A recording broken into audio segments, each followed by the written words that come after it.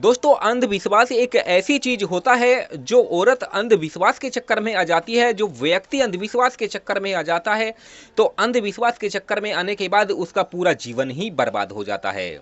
और खास करके जो महिलाएं होती हैं दोस्तों, तो वो ढोंगी बाबा या फिर पीर बाबा जो होते हैं, जो मौलवी होते हैं, उनके चक्कर में आ जाती हैं और उनके चक्कर में आने के बाद वे लोग इन महिलाओं का शोषण करते हैं और उनकी जिंदगी बर्बाद कर देते हैं। जी हाँ दोस्तों, तो बहुत सारी ऐसी महिलाएं हैं, लड़कियां हैं जो इन लोगों के अंधविश्वास के चक्कर में आके अपना पूरा जीवन ही बर्बाद कर लेती है। दोस्तों आज की जो हमारी सच्ची कहानी है, ये बड़ी ही रोचक और हैरान कर देने वाली कहानी है और इस कहानी से आप लोगों को एक बहुत बड़ी सीख मिलने वाली है। इसीलिए इस वीडियो के अंत तक आप लोग बने रहिएगा। और हमारी आप लोगों से एक छोटी सी रिक्वेस्ट है, अगर अभी तक आपने हमारे चैनल को सब्सक्राइब नहीं किया है तो हमारे चैनल को सब्सक्राइब कर लीजिएगा और वीडियो को लाइक कर दीजिएगा।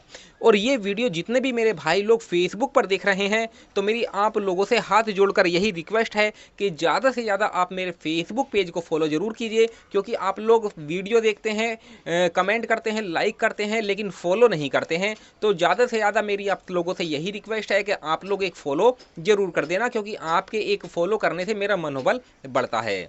चलिए दोस्तों, बताते हैं कि आखिर पूरी कहानी है क्या। दोस्तों आज की हमारी सच्ची कहानी की शुरुआत होती है राजस्थान के उदयपुर जिले से।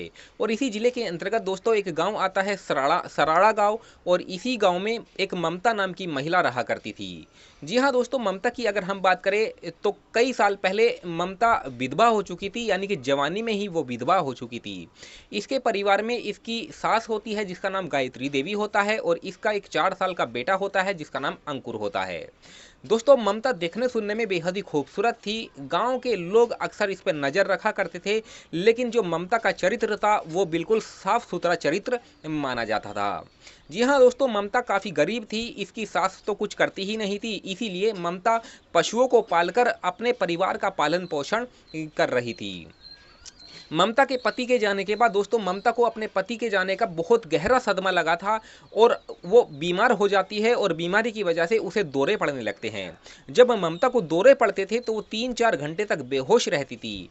जी हाँ दोस्तों, ममता की जो सास गायत्री देवी थी वो भी काफ़ी अच्छी थी और ममता का काफ़ी अच्छे से ख्याल रखती थी। जी हाँ दोस्तों, वो ममता को डॉक्टर के पास भी लेके जाया करती थी, लेकिन उसने डॉक्टर से काफ़ी ज़्यादा इलाज ममता का करवाया था, लेकिन ममता को कहीं से भी कोई भी फर्क नहीं पड़ा था। दोस्तों ये जो गायत्री देवी होती है ममता की सास, ये जादू टोने में और अंधविश्वास में काफ़ी ज़्यादा भरोसा किया करती थी। इसीलिए दोस्तों वो सोच लेती है कि डॉक्टर से तो ये ठीक नहीं हो रही है, कहीं ना कहीं हमारी बहू पर एक काला साया है। अब दोस्तों इस भ्रम में जो गायत्री देवी होती है वो जीने लगती है और इनका जीवन ऐसे ही कटने लगता है।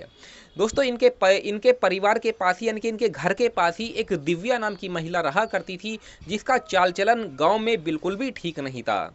दोस्तों दिव्या एक ढोंगी बाबा कालूनाथ की एजेंट होती है, और खूबसूरत महिलाओं और मजबूरी में जो महिलाएं होती थी उनको उस बाबा के पास लेके जाया करती थी, और ये बाबा उनका शोषण किया करता था और इसके बदले वो दिव्या को पैसे भी दिया करता था। कुछ दिन गुजर जाने के बाद दोस्तों दिव्या को जब ममता की बीमारी का पता लगता है तो वो सोचती है कि ममता तो बहुत खूबसूरत है, अगर इसे अपने जाल में फंसा लिया तो बहुत अच्छा होगा और बाबा से वो काफ़ी अच्छे खासे पैसे ले सकती है। इसीलिए दोस्तों दिव्या ने डायरेक्ट ममता से बात नहीं की, बल्कि उसकी सास गायत्री देवी से बात की और उसे अपनी बातों में फंसाया और कहा कि पास के ही गाँव में एक आश्रम है और उस आश्रम में एक कालूनाथ बाबा हैं जो काफ़ी पहुँचे हुए हैं और अपनी तंत्र विद्या और प्रसाद से वो ममता को ठीक कर सकते हैं। उसके बाद दोस्तों ये जो गायत्री देवी होती है वो दिव्या के ऊपर भरोसा और विश्वास कर लेती है, और एक दिन ममता को वो दिव्या के साथ उस आश्रम में भेज देती है। दिव्या ममता को लेकर उस आश्रम में जब पहुंचती है तो जो कालूनाथ बाबा, जो ढोंगी बाबा था, इसकी जब नज़र ममता के ऊपर पड़ती है तो वो उस पर मोहित हो जाता है और उसकी नीयत खराब हो जाती है। उसके बाद ममता को एक कमरे में बिठा दिया जाता है और उसके बाद ये ढोंगी बाबा ममता को एक प्रसाद देता है, और उस प्रसाद में पहले से ही नशीली दवा मिली हुई थी। जैसे ही ममता उस प्रसाद को खाती है तो 15 से 20 मिनट के बाद ममता बेहोश हो जाती है और उसे कुछ पता ही नहीं होता है कि आखिर वो कहाँ है। उसके बाद ये जो कालूनाथ ढोंगी बाबा होता है वो अंदर से कमरे का दरवाज़ा बंद कर देता है, और बाहर जो दिव्या होती है वो बाहर खड़ी हुई पहरा देने लगती है।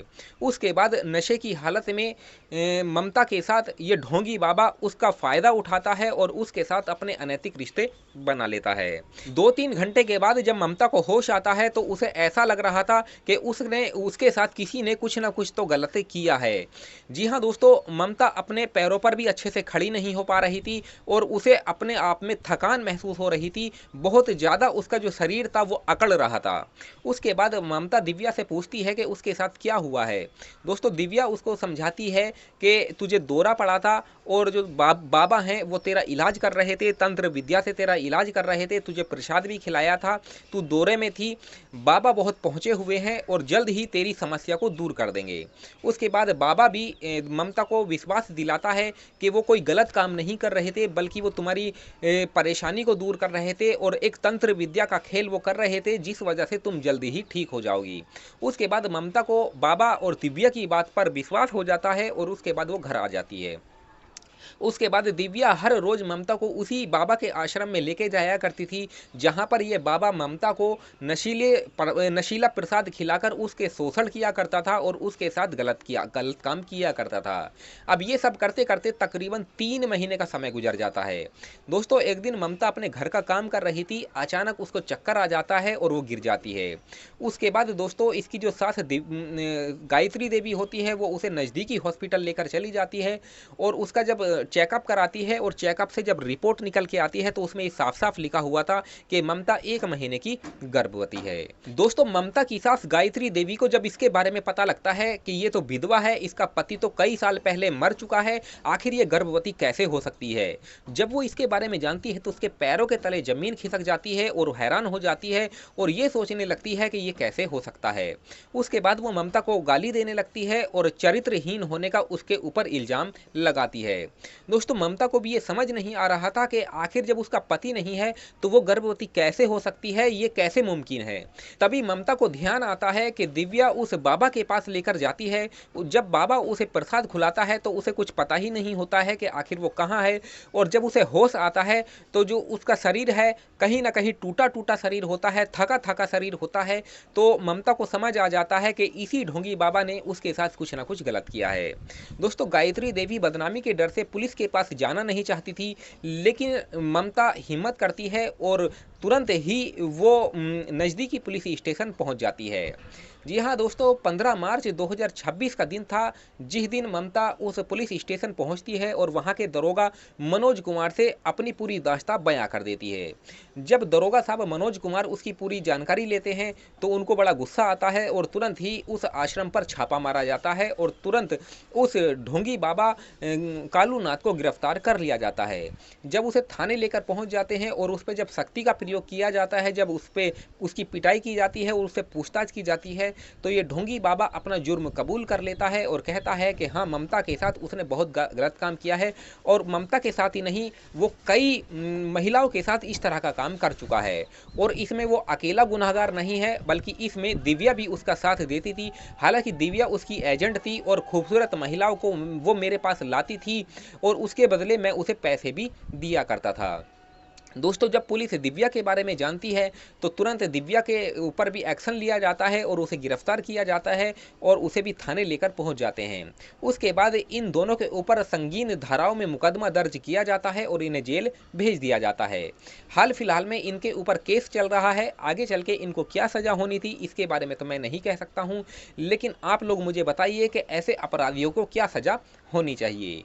बाकी दोस्तों, आज के समय में जो ढोंगी बाबा हैं अपना ढोंग दिखाते हुए महिलाओं को ही ज़्यादा शिकार बनाते हैं और महिलाओं में कम बुद्धि होती है, कम दिमाग होता है और अंधविश्वास के चक्कर में वो इतनी जल्दी आ जाती हैं कि वो सब कुछ भूल जाती है और उन बाबाओं के ऊपर विश्वास कर लेती है, जिसके बाद ये बाबा उनका शोषण करते हैं और उनके साथ गलत काम करते हैं। हालांकि दोस्तों, मैं आप लोगों को यही कहना चाहता हूँ, अगर आपको बीमारी है, कुछ समस्या है, तो आप अच्छे चिकित्सक डॉक्टर के पास जाइए, अच्छे से इलाज करवाइए और इन ढोंगी बाबाओं के ऊपर बिल्कुल भी विश्वास मत कीजिए। तो ये कहानी आप लोगों को कैसी लगी और इस कहानी से आपको क्या सीख मिली, आप हमें कमेंट सेक्शन में ज़रूर बताइए। चलिए मिलते हैं फिर किसी और वीडियो में, तब तक धन्यवाद।